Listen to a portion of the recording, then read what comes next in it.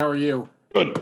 The middle of your line is probably the biggest question mark. Can you kind of describe how that's shaking out so far? I know Harry's not doing the team stuff.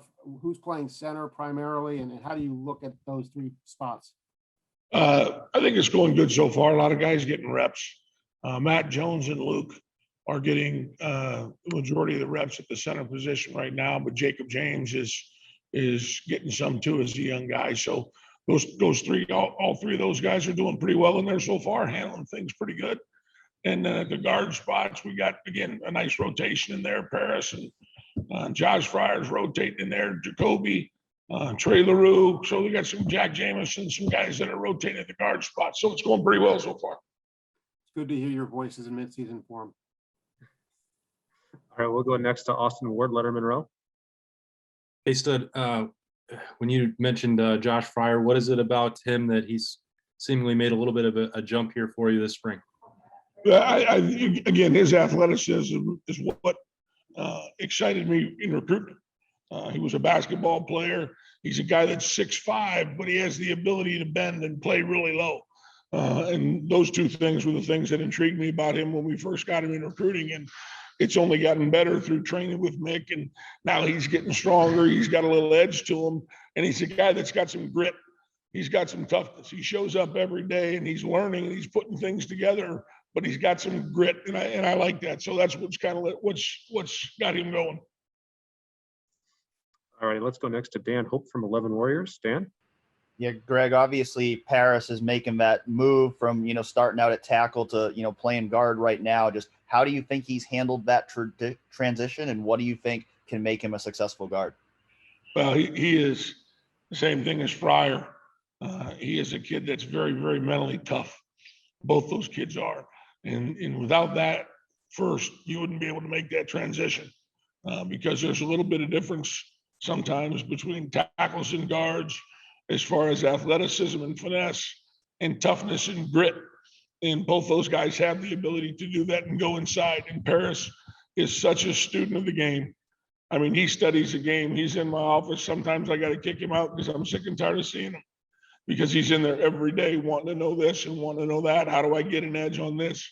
So his attention to detail and his toughness and I want to play, coach, is why he's made the transition so smooth so far. All righty, next up, we'll go to Brendan Goulet, Buckeyes Now on SI. Hey, Stud, kind of a two-part question here. One, what's the one thing that you really hope you can accomplish here over the last 2 weeks of spring practice, or is this just continued reps and building chemistry? And two, how do you think this group is, handling the quarterback battle that seems to be neck and neck right now?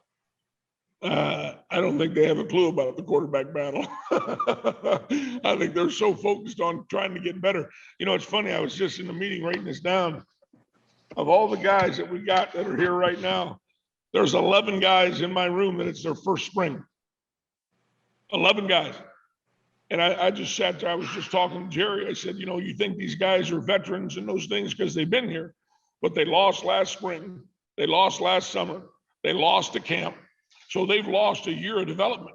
And here's 11 guys that I've got a certain expectation level about, which it's not going to change. It's going to stay there. But then I realized this is the first time that 11 of these dudes have gone through spring.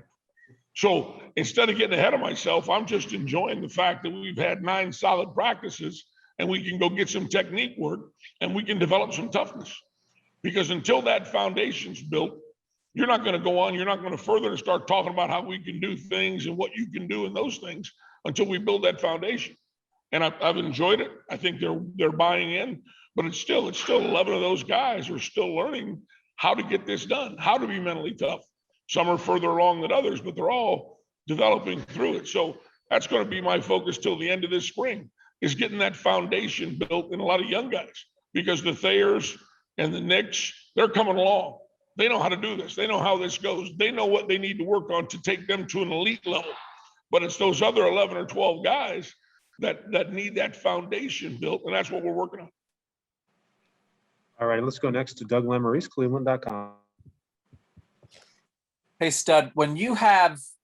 two veteran tackles like Thayer and NPF and a great young tackle prospect like Paris.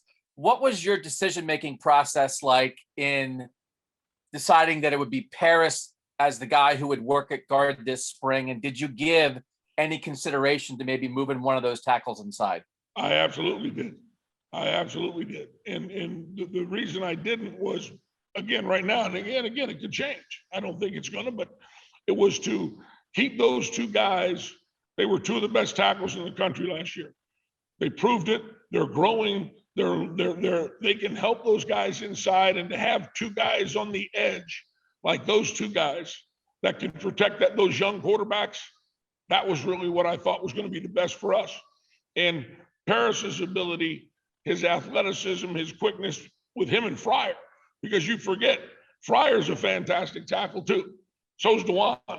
There's two more tackles that are can really be good tackles in my opinion. But those two kids' ability to bend, their quickness, their agility allowed them to go into that guard spot without changing the edge protection for our young quarterbacks. So that was really one of the major factors. Thank you, Stud. All righty, let's go next to Tony Gerdeman, Buckeye Scoop. Greg, regarding Harry, you're looking for your best five. Yeah. Safe to assume he's one of the best five, and will he be in the mix at center in the preseason? Absolutely. There's no question. I would assume he's going to be one of the best five. But again, these young guys are getting the reps and getting the work. But when the preseason comes, Harry's going right back into that mix, whether it be at center or whether it be at guard. But again, you're right. We're working on the best five, and I would assume he'd be one of them. But we'll see. Thanks. We'll go next to Stephen Means, Cleveland.com.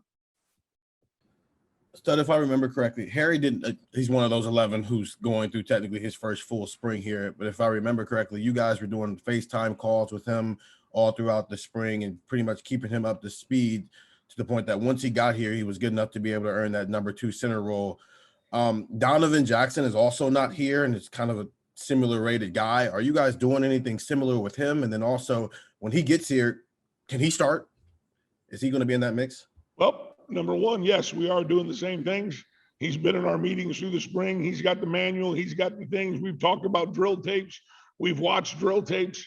And yes, he's going to have the opportunity to come in there and be one of the five just like anybody else does. All righty, we'll go next to Nathan Baird, Cleveland.com. Hey, Greg, can you kind of give us an update on where DeJuan Jones stands right now and just what sort of role you expect from him this season? He's really well. He's a little banged up right now, so I haven't had him for a couple of days here. But up until that point, he was really doing well. He was coming along. He's got his weight down to the best it's been in a long time.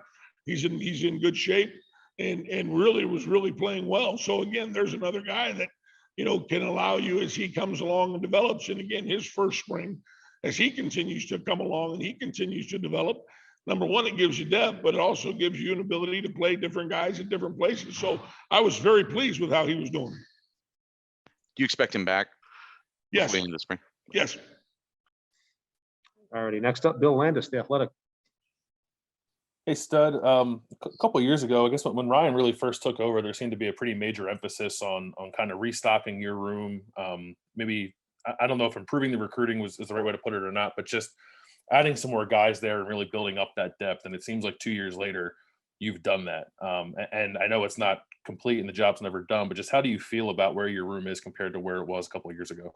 Oh, I couldn't be more excited. I think you hit it on the head. Everything you said right there is correct. I know the state of the room, and you guys do too. What it was when I got here, for the first 2 years, I had 5 people. I stayed up at night because if somebody went down, I was like, oh boy, we better get the punt team ready. That was my feelings. And you're right, to have that depth back in the room now, and again, what you just said showed at Michigan State last year. We lose those guys the night before the game. We lose those guys a week before the game. We lost those guys and a couple of those COVID guys right away. And for those kids to jump in there and play like that against a defense like that, that's a testament to what we've done. And that to me, those kids were ready to go. They knew through the whole COVID thing at any minute, somebody was going to have to jump in there, but it wasn't tested and proven until that point. And when they jump in there, that gives all those guys in that room confidence that when my number's called, or how about if I just go challenge this guy? Thayer Munford's pretty good, but how about if I go beat him out? And now that's in that room. So all the other guys now, when you go to practice, you better be at your best. Because if you're not, that guy's very well capable of doing the job as well. And that's what it should be. When you've got an offensive line room that has depth, and those things can happen and still instill confidence in everybody around them. So you're exactly right. That's a fact. All righty, let's go next to Dave Biddle at 247. Hey, Greg, can you delve into just how much Matt Jones improved maybe from 2019 to 2020? Was he your most improved guy? And just, are you surprised with where he's at this point? You know, you're right. He is one of the most improved. I would absolutely say that. I think, you know, with some guys, learning and getting themselves prepared is as much a mental thing as it is a physical thing. And Matt is a guy that's always had the physical tools. He is so strong, he's quick, but eventually it gets to the point where, you know what, I'm tired of not being a starter. And a little light goes off, or whatever you want to call it. I don't have a right word for it, but I'm sick and tired of watching. And all of a sudden, the demeanor in everything that you do, the attention to detail in everything that you do, the toughness, carrying out a drill, that's what Matt's done. He's hit that point where, you know what, this is it. And he showed it that Michigan State game, and then he showed it the next two games that he played. So his turnaround has been amazing. And yeah, I would definitely say he's one of those, and he's carried it over to this spring. He's really doing well. He got sick and missed a day or two with a flu bug, but since then, the kid has been a different guy. And I'm really excited about where he's going. Thank you. All right, we'll go next to Joey Kaufman from the Columbus Dispatch. Greg, question about Nick Petit Freyr. I guess, where do you see him being able to make the biggest jump or improvement? This will be his second full year as a starting. The thing that, yeah, you're right. And the thing that we're focusing on with Nick right now is his pad level. He's a tall guy, and for him to bend at times, it's a strain. So we've been working on his pad level and making him a more productive run blocker by getting him to bend. So we've worked a bunch of bending things. We've got his squat up, getting his legs more powerful so that he can become a more dominant run blocker. His pass blocking excelled. That was last year's focus, really, going into last season, make him an elite pass protector. He's well on his way. His feet are done. He's doing those things there. But what we've got to do is we've got to make him an elite run blocker, not just a good run blocker. I would say that's where he was. He's got to become elite, and that's what we're focusing on now. All righty, next up, Tim May from Leonard Monroe. Tim. Thank you, Mike. Hey, Stud, by the way, what's it like to have a nickname Stud? That must be cool. But then past that, Thayer Munford, can you describe him in a nutshell of why you think he now is elite and how far has he come in that regard? I can't tell you how far he's come. It's unbelievable. He realized, I think, you know, the whole thing goes back to that back surgery. If you want to trace it all the way back in the chronology of the thing, is he hurt that back and he missed 8 months of lifting, of developing, of everything. And he came back that next season and he played pretty well, but he knew he wasn't playing at a level that he was proud of. Not only us, but a level that he thought he could play at. Coach, I'm so much better than that. Then he gets a year of training in the offseason. He's as strong as he's ever been. He's moving as quick as he's ever been at 320 pounds. And he's attention to detail and technique totally has changed. And I think at the end of the season, when we sat down and talked about it, obviously the degree was important, but more so is, Coach, I haven't peaked yet, man. I can be better than this. And I think he realized that part of the reason that he came back was to attain that level of, I'm not just really good, I'm the best.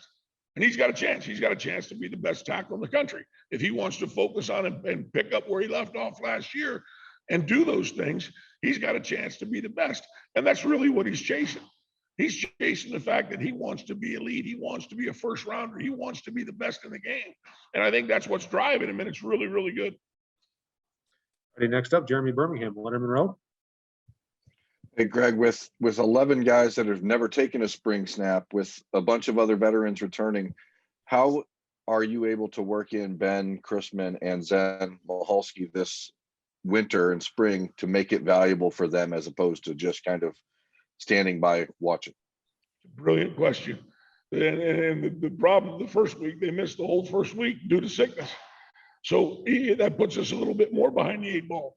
But the thing about those guys is the time that we get in the spring, Jeremy, with individual drills and segmented pod circuits against the defensive line, that's where they have to excel. And that's where they're getting most of their work right now. And the good thing is Coach Day will always rotate 3 groups in a team period to get them reps. It's less than the other guys, there's no doubt. But like you said, that's the development of those young kids in the drill situation. When we have time in individual, that's where they're getting a ton of their work right now, because their foundation obviously is behind those guys. To take a guy like that and throw him out in the team period and say, hey, here, go run all these plays that we have, block all these protections, their mind's swimming. So to put them in that situation is not productive. The foundation of technique and how to be tough and how to use your hands to block, that's where I am with those guys. And the good thing is in the springtime, we get the majority of time to do that with those guys. All right, we'll do 2 more. First one to Patrick Murphy, 247. Patrick. Hey, Greg, you talked about building that depth, but how big has versatility been in doing that? It seemed like last year you were able to put guys at different spots and not miss a beat. How important has their versatility been? I can't tell you how important, because there's a lot of times that you'll go somewhere where, and this guy's a backup and that guy's a backup, this guy's that backup, meaning there's not a lot of versatility. But the fact that, like, you go back to having athletic guys and recruiting athletic guys that can play multiple positions. The Harry Millers, go back to Michael Jordan, go back to all the guys that have played multiple spots. The ability to still get your best 5. And if a guy goes down, who's the best 6? It might be a tackle that has to go to guard. It might be a backup guard that has to go to tackle if those guys aren't developed. So the ability to mix and match those guys because of, number 1, their athleticism and the ability to play both those positions. And number 2, what is their knowledge? Do they have a tremendous knowledge of both those spots, and can they handle going on the edge, or could they handle coming inside? And the fact that we have guys that are, I got a smart room. I got smart guys. They study so much, their attention to detail, especially for the young guys that are in there asking questions all the time and wanting to learn. They want to learn everything. And when you have guys that are like that, you can move those guys around and still come up with a cohesive unit, even if you have a couple injuries. All right, and we'll wrap Coach Stud up today with Spencer Holbrook from Leonard Monroe. Hey, Greg, what do you like most about Josh or about Luke Whippler, and what have you seen out of him that makes you think he can take another step forward?